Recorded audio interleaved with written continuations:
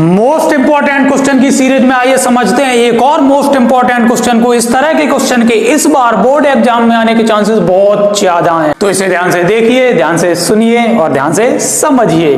शुरू करते हैं इसका सॉल्यूशन, जो कि बिल्कुल ही आसान है। क्वेश्चन में दिया गया है किसी एपी के थर्ड टर्म और उसके सेवेंथ टर्म का जो सम है वो 0 है, तो हमें उस एपी का फिफ्थ टर्म फाइंड करना है। तो इसके लिए जो हमें दिया गया है एपी का थर्ड टर्म हम A3 लिख देते हैं, प्लस उसका सेवेंथ टर्म A7, इन दोनों का सम कितना है 0 के इक्वल है। अब A3 के लिए जो फॉर्मूला हो जाएगा A प्लस 2D और A7 के लिए जो फॉर्मूला हो जाएगा A plus 6D is equal to 0। ये हमें क्वेश्चन में गिवन है। अब इसको हम ऐड कर देते हैं, A प्लस A हो जाएगा यहाँ पर 2A, 2D प्लस 6D हो जाएगा 8D इज इक्वल टू 0। अब नेक्स्ट स्टेप में इन दोनों टर्म से हम 2 कॉमन ले लेंगे, तो 2 कॉमन हो गए, यहाँ पर बचेगा A plus 4D is equal to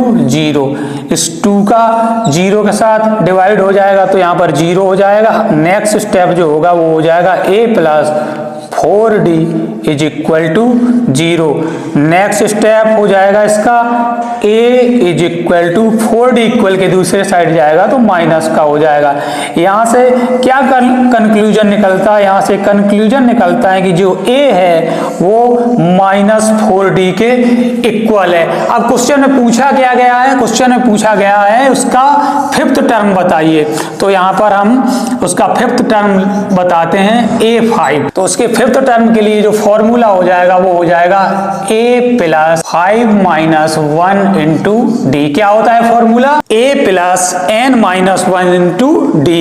n क्या है? फिफ्थ टर्म हमें फाइंड करना है। इसी तरह से हमने यहाँ पर जो 3 टर्म था उसको 2D लिखा था और 7 टर्म को हमने 6D लिखा था, सब्ट्रैक्ट करके यहाँ पर लिख लिया था। तो यहाँ पर हमने उसको एक्सप्लेन भी कर दिया है।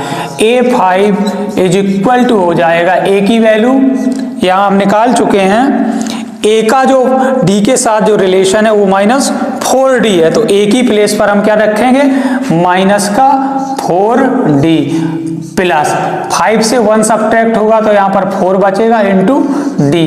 अब ये माइनस का 4D है और प्लस का 4D आपस में कैंसिल हो जाएंगे, तो A5 इज इक्वल टू आ जाएगा 0। यही हमें फाइंड करना था, हमें उस AP का फिफ्थ टर्म फाइंड करना था। तो उस AP का जो फिफ्थ टर्म है वो 0 है, यही इसका आंसर हो गया। इसी के साथ ये मोस्ट इंपॉर्टेंट क्वेश्चन यहाँ पर होता है कंप्लीट। क्वेश्चन को ध्यान से देखकर समझकर कंप्लीट कर लीजिए और तैयार हो जाइए बोर्ड एग्जाम के लिए। Wish you all the best.